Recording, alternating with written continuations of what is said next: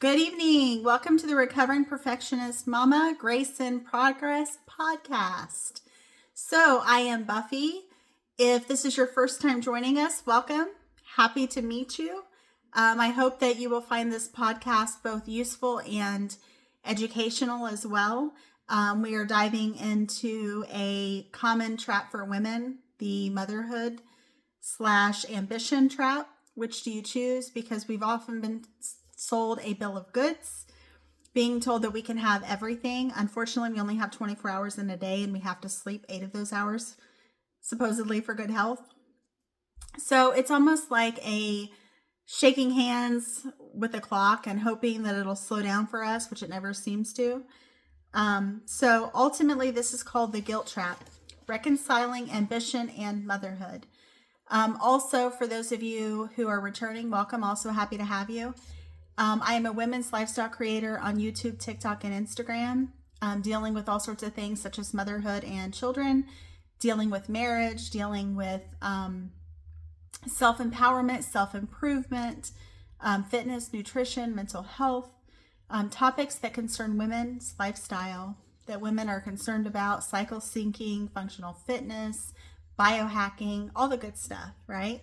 So if you have a story idea or podcast idea, you can feel free to reach out to me at recovering_perfectionist_mama. I am on Instagram, YouTube, and TikTok platforms as that name, so should be pretty easy to find. So anyway, without further ado, let's talk about essentially what we're talking. This can get to be a very extremely personal decision. It can be a tough decision to talk about, especially because there's a lot attached to it. There's emotion attached to it. There's the signature female guilt attached to it. There's just a lot of raw emotion there and a lot of pain attached to it.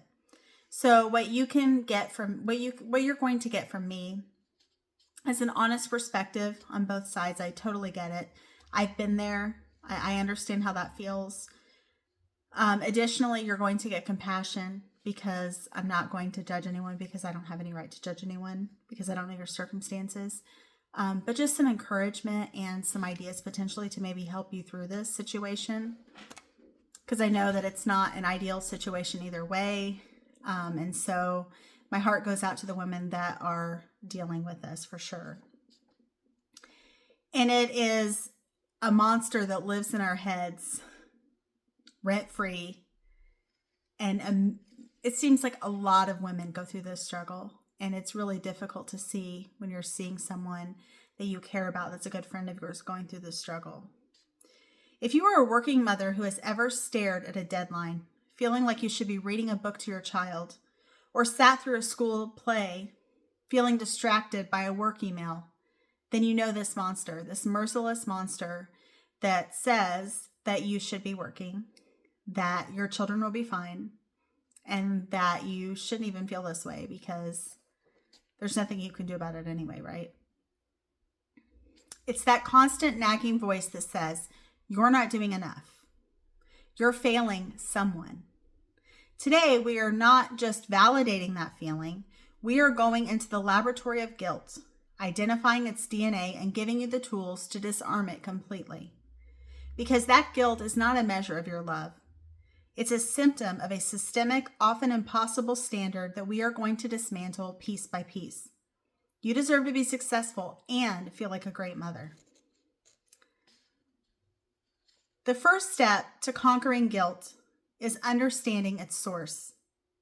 It stems from what is called the good mother myth. And it is a myth. I've actually done a previous podcast on that if you want to dive a little bit deeper into it. This myth demands two contradictory things: that we are completely devoted, always available, full-time parents, and that we are ambitious, financially independent, high-achieving professionals. It's a lose-lose scenario designed to make us feel inadequate, and it does a great job at it, doesn't it? Deeper dive. The psychological root. The guilt is often rooted in the concept of perfectionistic self-demand, meaning we are the ones who are driving this train over ourselves and through our brain over and over and over. We internalize the societal pressure and turn it into an aggressive inner critic. Every moment we spend on one role, the critic uses the other role as a weapon. So there's no winning this, is there? If you're being, if you're doing your motherhood duties, then you're failing your business, your job. If you're doing your job duties, you're failing your motherhood, right? And isn't that what it wants you to believe? We have to recognize the voice is based on an external, unrealistic idea. Actually, an ideal. Not the reality of your family's need. Because this inner critic doesn't know your family's need. You do. Actionable strategy 1. Define your enough, which is the success matrix. We have to stop measuring our worth against the impossible myth and start defining our enough. This isn't just a list. It's your success matrix. Step A, identify core values. What are the 3 to 5 core values for your family? Connection, maybe, adventure, security, learning. Step B, connect actions to values. Now, list only the actions that directly serve those values. If connection is the value, the action might be weekly date night with spouse and 3 uninterrupted minutes of eye contact with each child daily. If learning is a value, the action might be support 1 school project per quarter and model reading a physical book. The power of the matrix. Any demand, internal or external, that does not align with your core values is a distraction, not a necessity. Focus on the matrix. When guilt hits, ask, am I meeting my matrix? If the answer is yes, the guilt is baseless noise. Noise that you don't have time for, noise that you don't have brain space for, noise that you don't have guilt time for either. Strategies for presence and time boundaries. Guilt often spikes when we feel we're physically present but mentally absent. We need highly tactical strategies to contain the boundaries between work and home. Actionable strategy 2, the 20-minute presence rule, the high impact huddle. This is your psychological reset button. When you walk in the door after work or when you transition from your home office, you need a high-impact, focused injection of presence. The rule, dedicate the first 20 minutes you are with your child to completely focused, phone-free, work-free interaction. Think of it as high-impact huddle. The difference, don't just sit on the couch. Use a novelty approach. If you normally read, engage in a pillow fight. If you normally play blocks, try a silly dance.